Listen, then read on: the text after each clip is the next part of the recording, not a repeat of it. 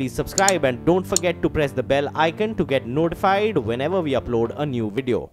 कांग्रेस अध्यक्ष राहुल गांधी आज आंध्र प्रदेश के दौरे पर जा रहे हैं। राहुल गांधी कुर्नूल में पूर्व मुख्यमंत्री दामोदरम संजीवय्या से उनके घर पर मुलाकात करेंगे। इसके अलावा कांग्रेस अध्यक्ष कुर्नूल में ही छात्रों से भी मुलाकात करेंगे।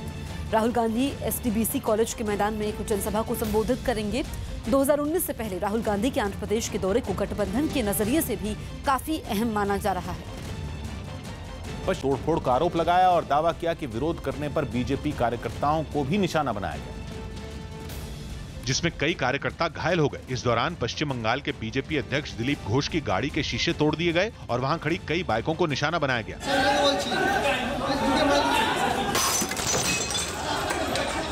बीजेपी ने दावा किया कि पुलिस वाले भी टीएमसी के साथ मिले हुए हैं और जब हमला हुआ उस वक्त पुलिस वाले भी मौके पर मौजूद थे। এতে টিএমসি ভয় পেয়ে গিয়ে আমাদের শারীরিক আক্রমণ করছে, গণতান্ত্রিকভাবে বিজেপিকে আটকাতে পারছে না, সব জায়গায় গায়ের জোরে পুলিশ দিয়ে গুंडा দিয়ে করছে।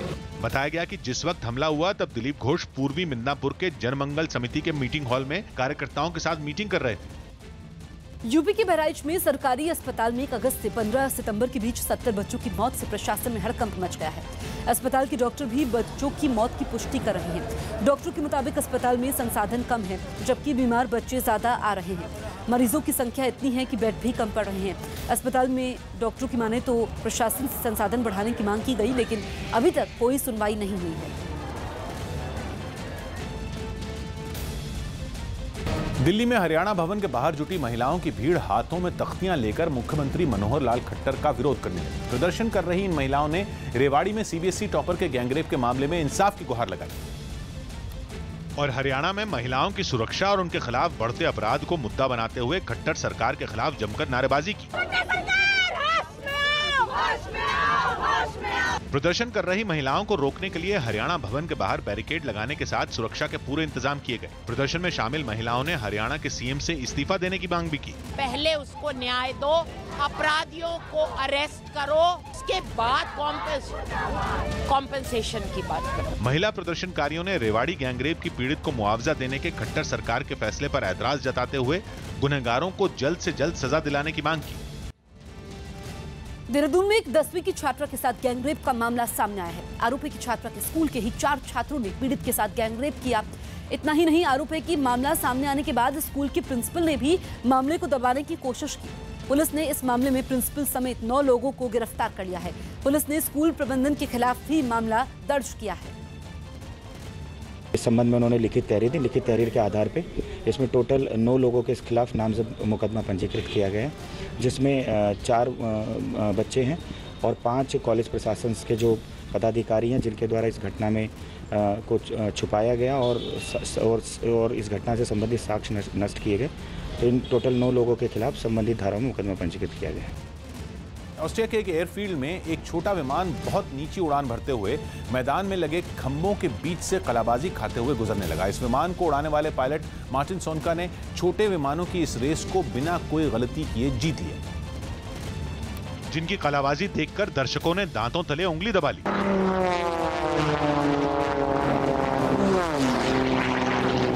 मार्टिन ने अपने विमान को 2 खंभों के बीच से गुजारने के बाद उसे आसमान में नाक की सीध में उड़ाया और फिर उसे पीछे लगे 2 खंभों के बीच से निकाल लिया।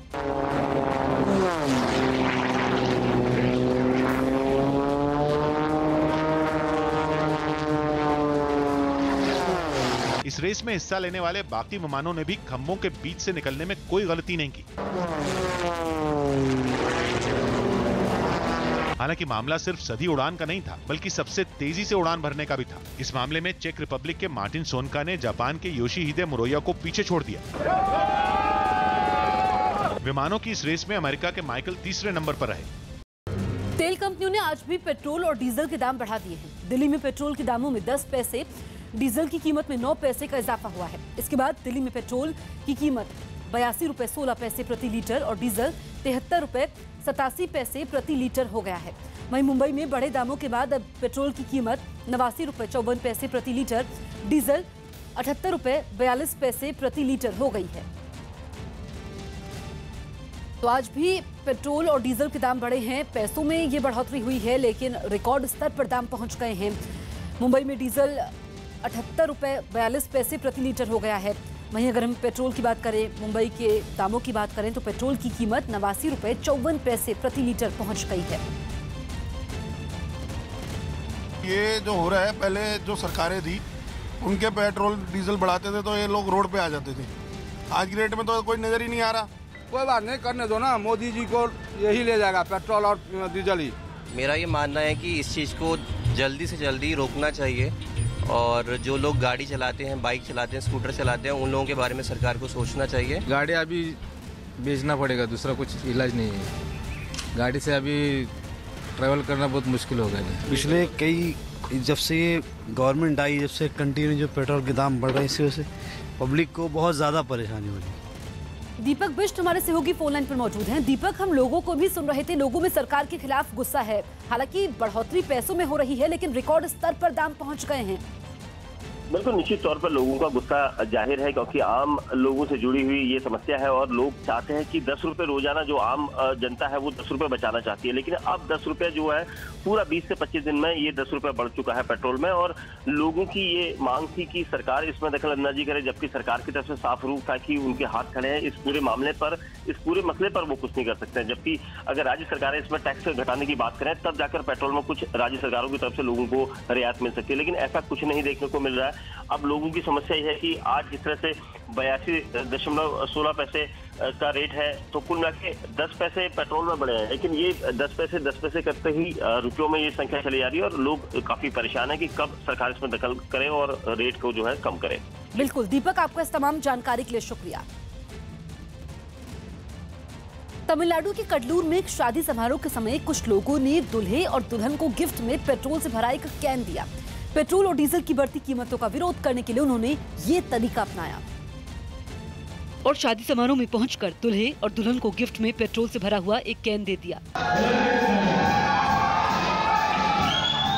बताया गया कि पेट्रोल का गिफ्ट देने वाले दूल्हे के दोस्त थे, जिन्होंने तेल के बढ़े दामों के प्रति लोगों को जागरूक करने के उद्देश्य से ये कदम उठाया। वहीं एक दूसरी शादी में भी कुछ लोगों ने दूल्हे दुल्हन की जोड़ी को तेल से भरी बोतलें गिफ्ट की। बताया गया कि एक बोतल में पेट्रोल जबकि दूसरी बोतल में डीजल भरा था, जिसे शादी में गिफ्ट के तौर पर नए जोड़े को दिया गया। झारखंड के गोड्डा में एक कार्यक्रम के दौरान बीजेपी कार्यकर्ता पार्टी सांसद निशिकांत दुबे के पैरों को धोने लगे। ये घटना उस वक्त हुई जब निशिकांत दुबे वहां एक पुल का उद्घाटन करने पहुंचे थे, जहां एक कार्यक्रम में एक शख्स बीजेपी सांसद निशिकांत दुबे के पैरों को धोता हुआ नजर आया। इस पर लोगों ने खूब तालियां बजाई और पैर धोने वाले शख्स का उत्साह बढ़ाया गया। सांसद के समर्थन में नारेबाजी हुई। वहां मौजूद हर व्यक्ति खुश दिखा। सांसद के समर्थन में नारेबाजी हुई। वहां मौजूद हर व्यक्ति खुश दिखा। सांसद के चेहरे पर भी मुस्कान नजर आई। यही नहीं, उनके पैरों को धो रहा कार्यकर्ता भी हंसता हुआ नजर आया।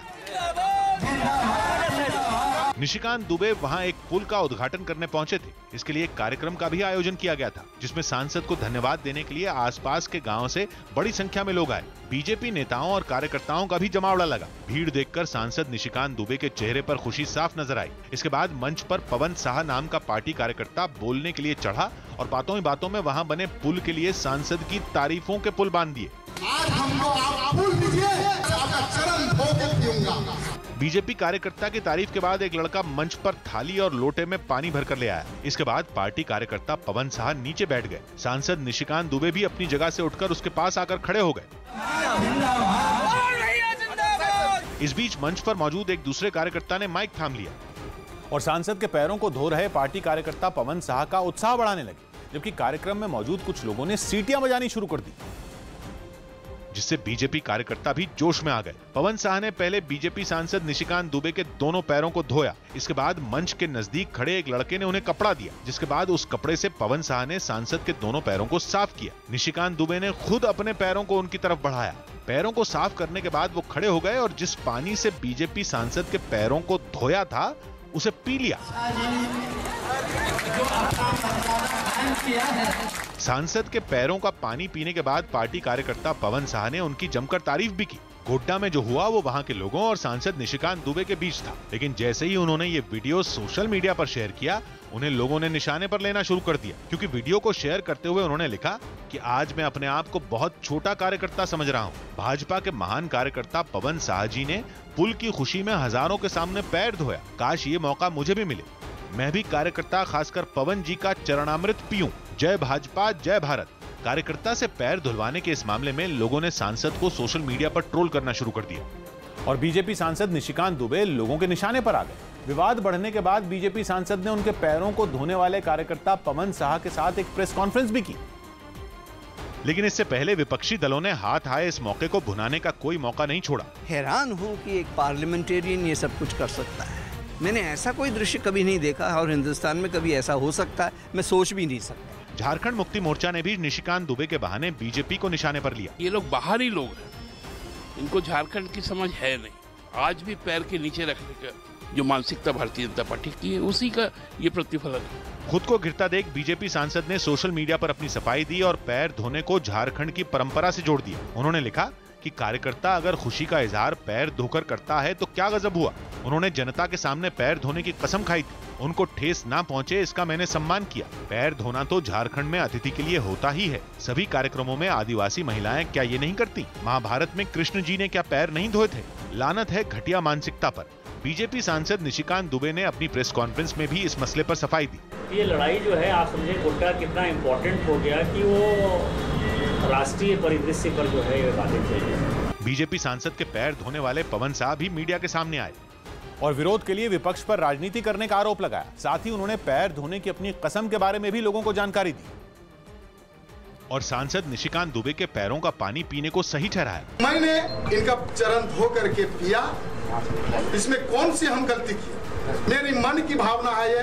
जिस पुल पर यह सियासी बवाल खड़ा हुआ वो 2016 के आखिर में बनना शुरू हुआ था। कजिया नदी पर बने इस पुल को बनाने में करीब 21 करोड़ रुपए की लागत आई। इससे पहले गोड्डा के कलाली और कनवारा इलाके के लोगों को कच्चे रास्तों से जाना पड़ता था। करीब 25 साल से लोग कजिया नदी पर पुल बनाने की मांग कर रहे थे। इन 25 साल में 20 साल गोड्डा लोकसभा सीट पर बीजेपी का कब्जा रहा, जबकि 2004 के आम चुनाव में कांग्रेस ने इस सीट पर जीत दर्ज की थी। लेकिन ये पुल 2018 में बनकर तैयार हुआ, यानी पुल बनाने की मांग पर 23 साल बाद गौर किया गया और बाद में 2 साल के भीतर इस पुल को खड़ा कर दिया गया। और उस कार्यकर्ता ने अपने संकल्प को पूरा किया है। असावधानी तो हम यही कह सकते हैं कि उसको निशिकांत जी ने खुद ही पोस्ट किया है सोशल मीडिया में। दावा है कि सांसद के पैर धोने वाले बीजेपी कार्यकर्ता पवन साह के अलावा कलाली के लोगों ने भी पुल को लेकर एक सामूहिक फैसला लिया था, जिसके मुताबिक उन्होंने पुल बनवाने वाली पार्टी को चुनाव में वोट देने की ठानी थी।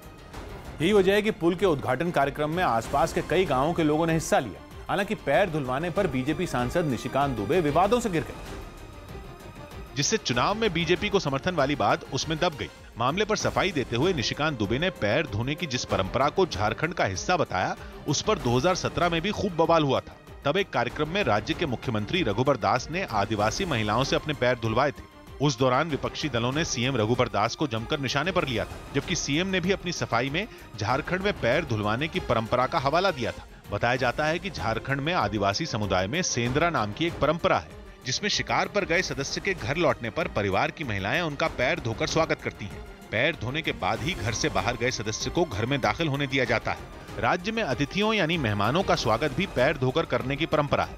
झारखंड में हिंदी कहावत पैर धोकर पीना का भी खूब इस्तेमाल होता है, लेकिन इन सभी परंपराओं में कहीं भी नेताओं के पैर धोने की बात का जिक्र नहीं है, न ही किसी खास व्यक्ति के पैर धोकर स्वागत करने की बात इसमें शामिल है। यही वजह है कि राज्य में जब भी कोई नेता अपने पैर धुलवाने पर इस परंपरा का हवाला देता है तो उसका विरोध तेज हो जाता है। हालांकि नेताओं के पैर धुलवाने और जूते उठवाने की घटनाएं झारखंड तक सीमित नहीं है, बल्कि देश के दूसरे राज्यों में भी ऐसी घटनाएं हो चुकी हैं। 2012 में मध्य प्रदेश कांग्रेस के नेता अजय सिंह ने एक कार्यक्रम के दौरान अपने पैर धुलवाए थे, जिसके बाद उनका जमकर विरोध हुआ था। 2017 में उज्जैन में एक कार्यक्रम में जाने से पहले सीएम शिवराज सिंह चौहान ने अपने जूतों को उतार दिया था, जिसके बाद एक सुरक्षा कर्मी अपने हाथों में उनके जूतों को ले जाते हुए दिखाई दिया था। 2017 में ही सीएम शिवराज का बाढ़ प्रभावित इलाकों का दौरा भी विवादों में आ गया था, जब उन्हें 2 पुलिस कर्मियों ने कंधे पर उठाकर उफान पर बह रही एक नदी को पार कराया था। राजस्थान के झालावाड़ में कांग्रेस नेता सचिन पायलट और रामेश्वर डूडी को भी सुरक्षा कर्मियों से जूते उतरवाने पर विरोध का सामना करना पड़ा था। हालांकि 2018 की ही घटना में प्रधानमंत्री नरेंद्र मोदी ने उत्तर प्रदेश से पार्टी सांसद अशोक दोहरे को पैर छूने से रोक दिया था। भोपाल में राहुल गांधी कांग्रेस कार्यकर्ताओं से मिले। मध्य प्रदेश के भोपाल में कांग्रेस अध्यक्ष राहुल गांधी ने पार्टी के कार्यकर्ताओं से मुलाकात कर चुनाव की रणनीति पर चर्चा की। यूपी के डिप्टी सीएम केशव प्रसाद मौर्य ने दावा किया कि राहुल का ताल्लुक गांधी परिवार से है, इसलिए वो कांग्रेस अध्यक्ष बने।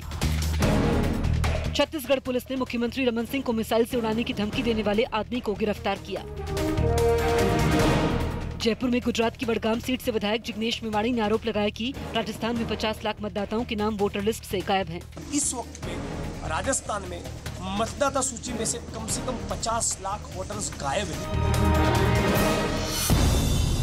गुजरात में 30 आईएएस अधिकारियों का तबादला किया गया। राजस्थान के बूंदी में एक महिला ने सीएम वसुंधरा राजे से मुलाकात नहीं होने पर पानी की टंकी पर चढ़कर हंगामा किया। मुंबई में अभिनेता अमिताभ बच्चन परिवार समेत लालबाग के राजा की महाआरती में शामिल हुए।